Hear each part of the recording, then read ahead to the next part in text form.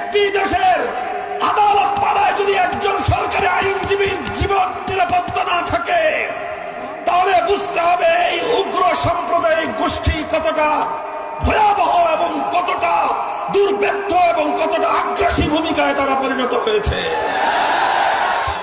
আমরা বহু আগেই সতর্ক করেছিলাম, ইসকনের বিরুদ্ধে আমরা বছরের পর বছর কথা বলেছি।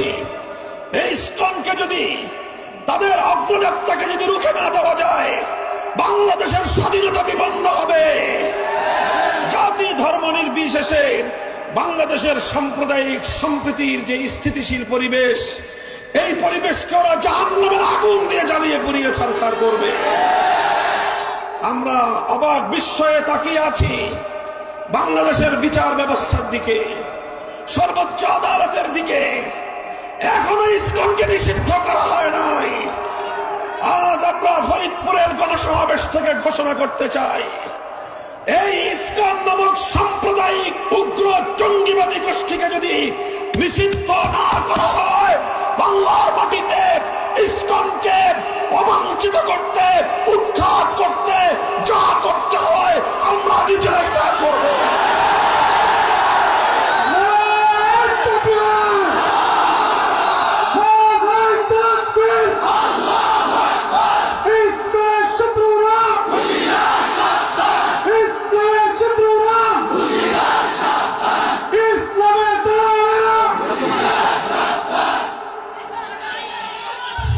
সংগ্রামী সাথী ও বন্ধুগণ, আমরা আপনাদেরকে ধৈর্যশীলতার, সহনশীলতা আহ্বান জানাই। আমরা দেশবাসীকে সে আহ্বান জানাতেই থাকব। আমরা স্পষ্টভাবে লক্ষ্য করছি, বিগত 15 বছর যাবৎ সকল ধরনের কূটনৈতিক শিষ্টাচারকে উপেক্ষা করে, এমনকি ন্যূনতম প্রতিবেশী সুরত যে সাধারণ সভ্যতা, সাধারণ যে স্বাধীনতা, সেই সভ্যতাকে লঙ্ঘন করে পার্শ্ববর্তী দেশ হিসেবে বাংলাদেশের, ভারত রাষ্ট্র বাংলাদেশের আভ্যন্তরীণ বিষয়ে নগ্নভাবে হস্তক্ষেপ করে চলেছে। 15 বছর পর্যন্ত বাংলাদেশের প্রতিটি জাতীয় নির্বাচনকে ভারতের প্রচ্ছন্ন মদদে শেখ হাসিনা জনগণের ভোটাধিকারকে হরণ করে নিয়েছে, ভোট ব্যবস্থাকে বাতিল করে দিয়েছে। সর্বোচ্চ আদালত বিচার ব্যবস্থায় তার নিজের দলীয় লোকদেরকে নিয়োগ করে সর্বোচ্চ বিচারকের আসনকে পর্যন্ত কলঙ্কিত করেছে। প্রধান বিচারপতির চেয়ারে বসে শেখ হাসিনার লেসপেন্সাররা তারা দলীয় নেতা কর্মীর মতো বক্তব্য দিত। শেখ হাসিনার ইশারা ছাড়া বাংলাদেশের প্রধান বিচারপতি পর্যন্ত কোন রায় দিত না, বিচার ব্যবস্থাকে ধ্বংস করে সেরেছিল, প্রশাসনকে দলীয়করণ করেছিল। প্রশাসনের সর্বোচ্চ জায়গা থেকে সর্বনিম্ন স্তর পর্যন্ত দলীয় ক্যাডারদেরকে নিয়োগ করে বাংলাদেশটাকে ফ্যাসিবাদী রাষ্ট্রে পরিণত করেছিল। আইন শৃঙ্খলা রক্ষাকারী বাহিনীর কথা কি বলবো?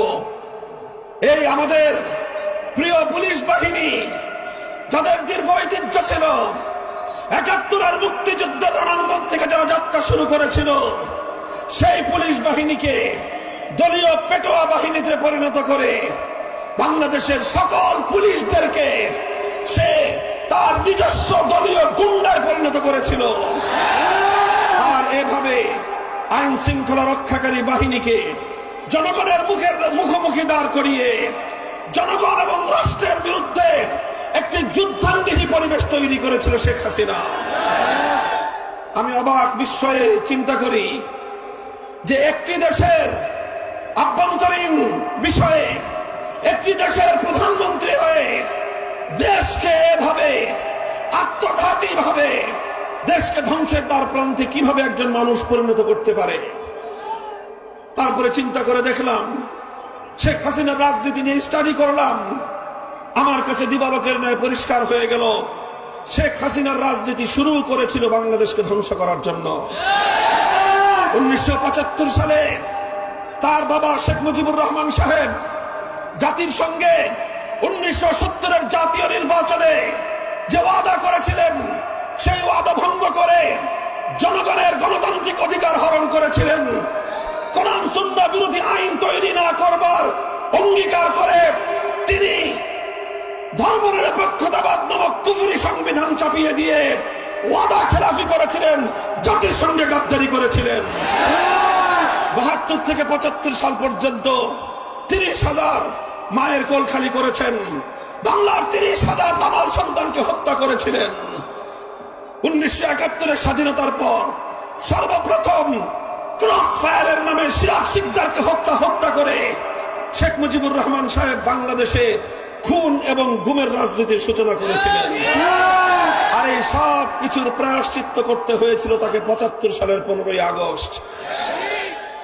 কিন্তু আমরা দেখলাম 1975-এর 15ই আগস্টের এই হত্যাকাণ্ডের পর শেখ হাসিনা ঘোষণা করেছিলেন আন্তর্জাতিক গণমাধ্যমে, যেই জাতি যেই দেশ তার বাবা এবং তার পরিবারকে হত্যা করেছে তিনি সেই দেশের কাছ থেকে, সেই জাতির কাছ থেকে প্রতিশোধ গ্রহণ করবেন। সেই শুরু হলো শেখ হাসিনার প্রতিশোধের রাজনীতি। 1975 সালের 15ই আগস্ট থেকে 2024 সালের 5ই আগস্ট শেখ হাসিনার 50 বছরের রাজনীতি ছিল প্রতিশোধ গ্রহণের রাজনীতি। সে প্রতিশোধ নিয়েছে বাংলাদেশের কাছ থেকে, সে প্রতিশোধ নিয়েছে বাংলার জনগণের কাছ থেকে, সে প্রতিশোধ গ্রহণ করেছে বাংলাদেশের মানচিত্রের কাছ থেকে। সে এমন ভাবে প্রতিশোধ নিয়েছে, এমনকি বলতে বলতে কথা পর্যন্ত আমি বলতে বাধ্য, শেখ হাসিনা প্রতিশোধ নিয়েছে তার নিজের দল আওয়ামী লীগের কাছ থেকে। কিভাবে জনগণের কাছ থেকে প্রতিশোধ দিল দেখেন। ছোট্ট একটা তথ্য, আজকে বাংলাদেশের অনেকগুলো ব্যাংক, কতগুলো ব্যাংক, সংবাদ মাধ্যম এবং সাধারণ জনগণ যারা ব্যবসায়িক কাজে, ব্যক্তিগত কাজে ব্যাংকিং করতে হয়, আপনারা নিজেরাই ভুক্তভোগী। ব্যাংকগুলোতে গেলে 10,000 টাকার চেক পাস করবার সামর্থ্য নাই। কোটি টাকার ডিপোজিট আপনার, ব্যাংকে যাবেন, আপনাকে বলবে যে মাসে মাসে 50,000 টাকা করে নিয়ে যান। আপনি বলেন 1 কোটি টাকা যার ডিপোজিট, সে যদি প্রতি মাসে 50,000 টাকা করে নেয়, তার নাতিপুতিরাও এই টাকা ভোগ করে যেতে পারবে না। এই হলো দেশের ব্যাংকিং সেক্টরের অবস্থা। অর্থনীতির ভিত ধসিয়ে দিয়ে গোটা বাংলাদেশটাকে আক্ষরিক অর্থে তলাবিহীন ঝুড়িতে পরিণত করে গিয়েছে শেখ হাসিনা। কিভাবে করেছে? মেগা প্রজেক্টের নামে মেগা দুর্নীতি করেছে।